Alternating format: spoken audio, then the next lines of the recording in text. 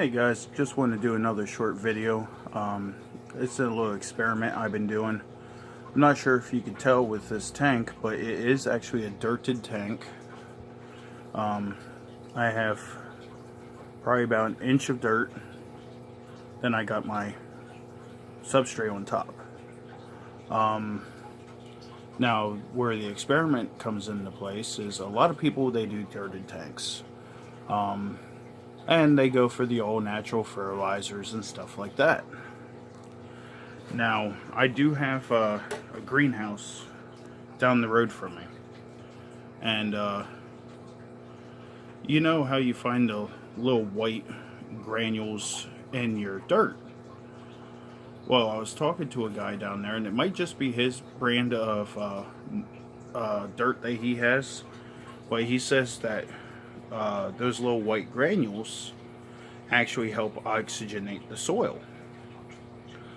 And I even said to him, I'm like, what do you think would happen if I use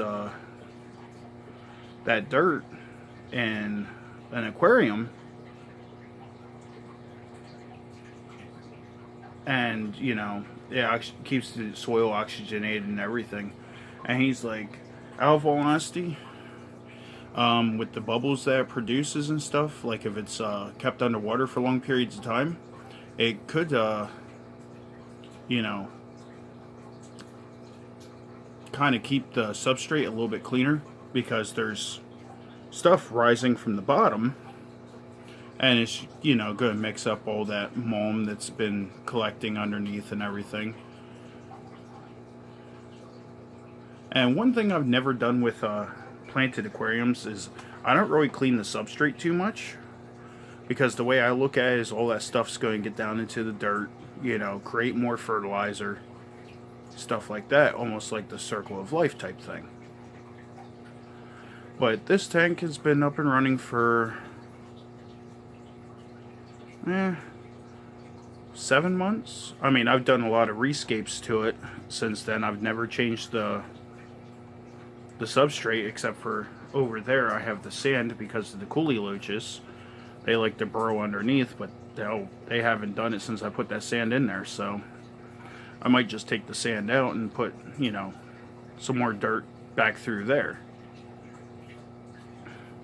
But I mean, 7 months, I haven't had any problems at all with this tank. Ammonia, nitrites only stay at 0. Nitrates, they've been roughly anywhere from 3 to 10. Depends on the plant load, like if plants are melting back. As you can see, it's not really heavily stocked. So yeah, that's been my ongoing experiment, and out of all honesty, I mean, I haven't looked back. I mean, every now and then you'll see the bubbles rise, and I mean, fish get in the way of it and it doesn't cause any distress. But I mean, for how old the substrate is, that's actually still fairly clean. Oh, there went a bubble.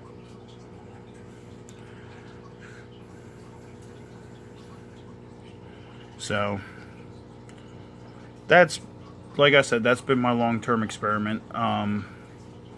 I'll see how it's doing after like a year, you know, year and a half, 2 years. See if there's been any fluctuations in water parameters or if anything's happened. Honestly, what I wanted to do is get a plenum in here.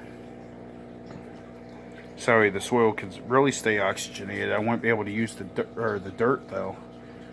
But if I ever do the plenum option, there's actually a couple things I want to try. One thing is, here soon I'm going to be trying the anoxy filter, to help remove nitrates and phosphates.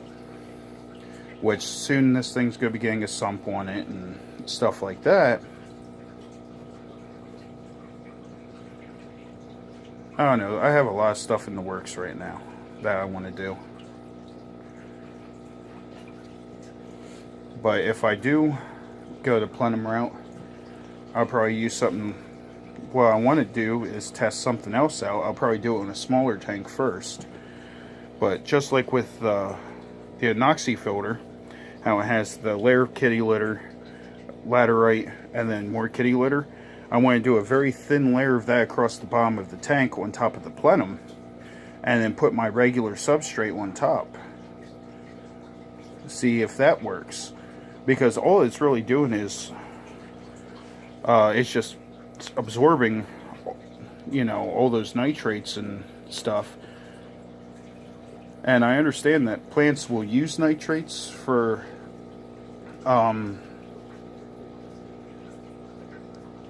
feeding, but they really like ammonia better.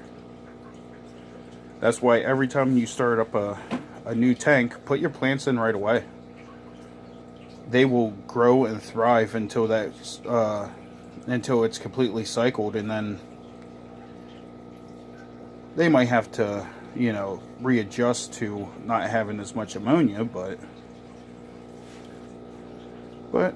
alright guys, that's a little update for you and on my experiment that I've been doing. Later.